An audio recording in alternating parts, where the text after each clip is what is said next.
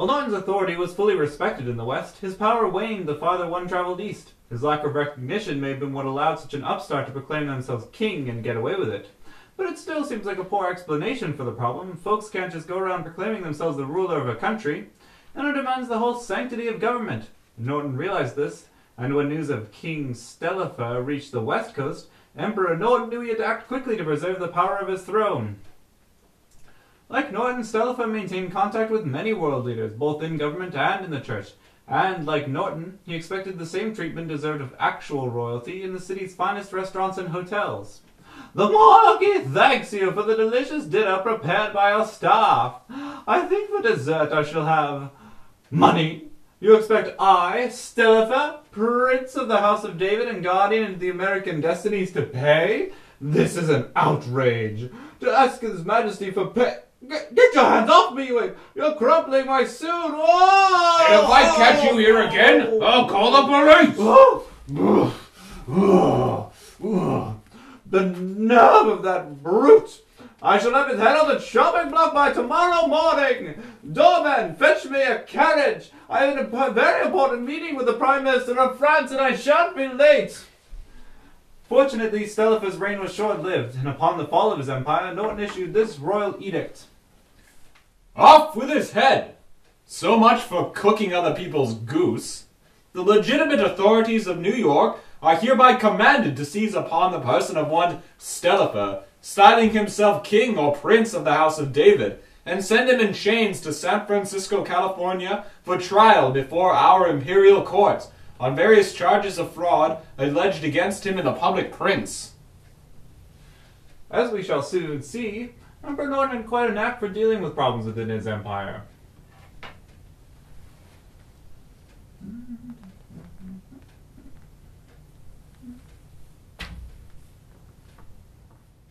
Whoa!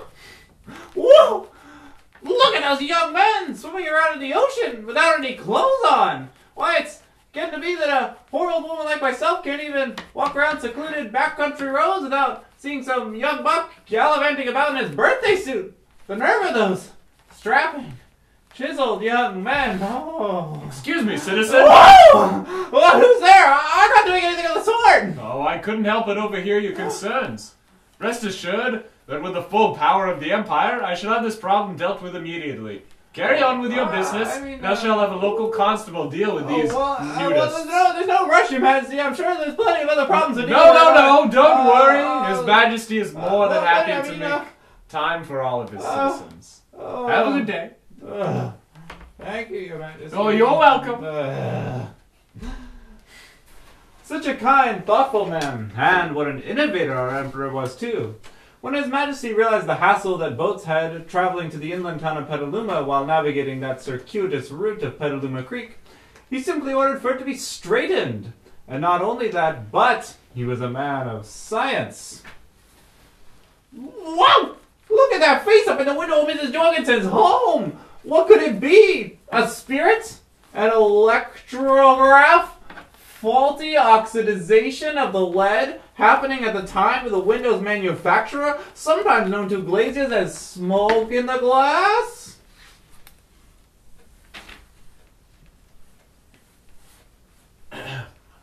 Be it declared that I, in the interest of sound faith and the progress of scientific research, have caused a strict and careful investigation to be made concerning the sensational rumors afloat in the city.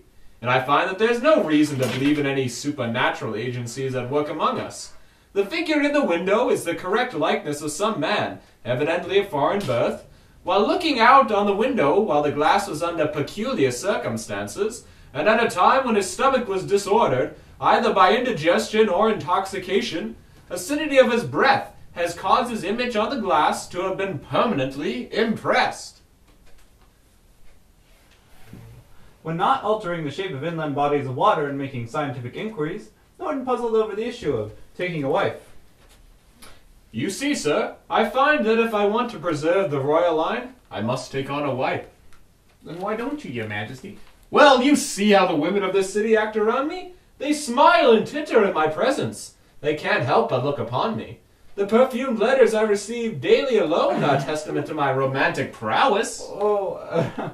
And why exactly would that be a problem, Your Majesty? Well, don't you understand? I can't even take the risk of making calls upon my female citizens. I'd only have the time to visit but a few of them, thereby incurring the wrath of the neglected ladies.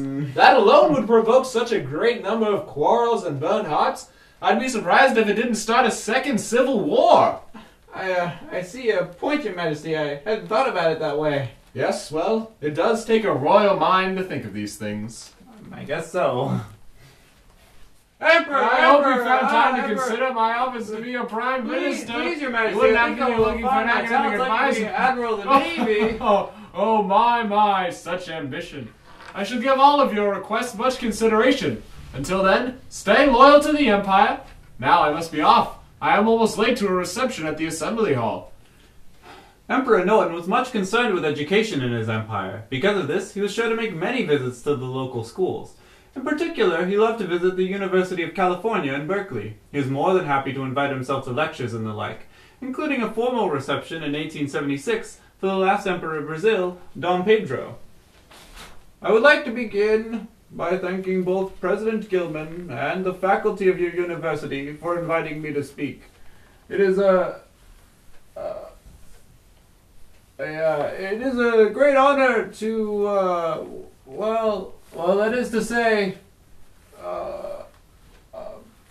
who is this man?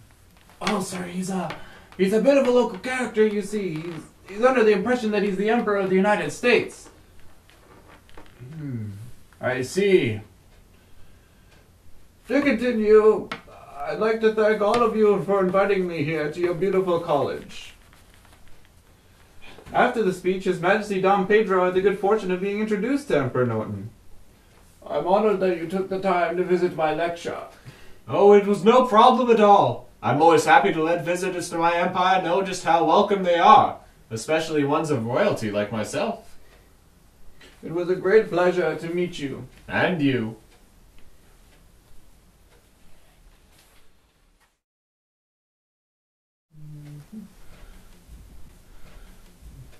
Nathan Pizer was a friend of Norton's in his pre-royalty days.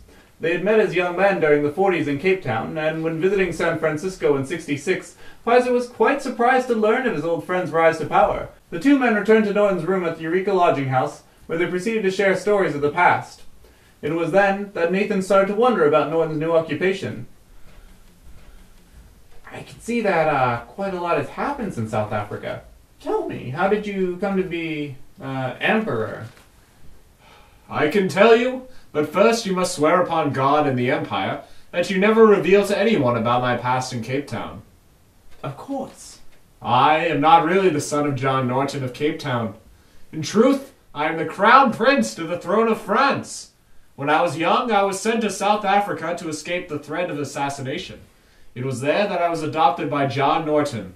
When I left South Africa, I became a businessman here in San Francisco, but I lost everything in '49.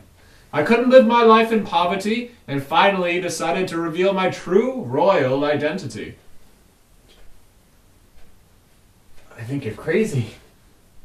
And so do a great many others.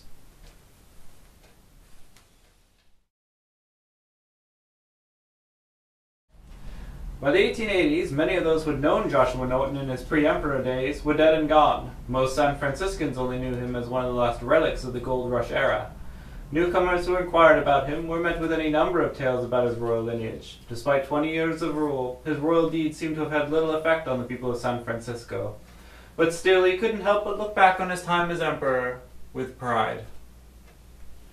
In January, as Emperor Norton made his way up California Street, he fell to the ground, unconscious.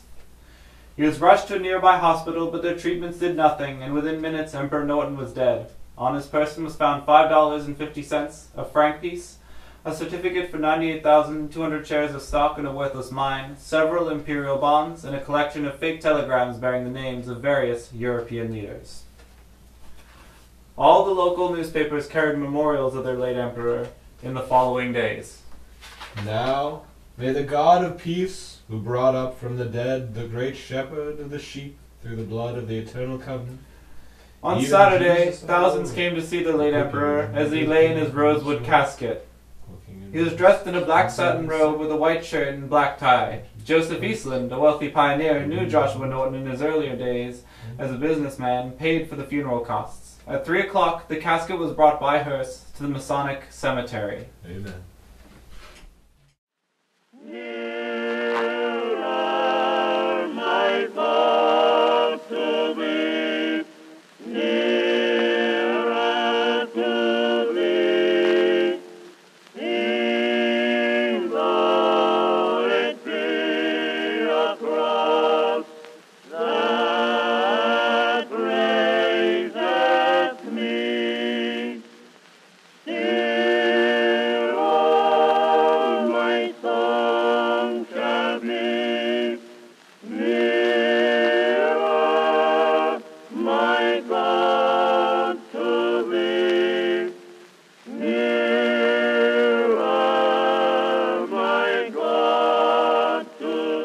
In 1934, the remains of Joshua Norton were moved to the Woodlawn Memorial Park, where he received a red marble tombstone paid for by the Pacific Union Club.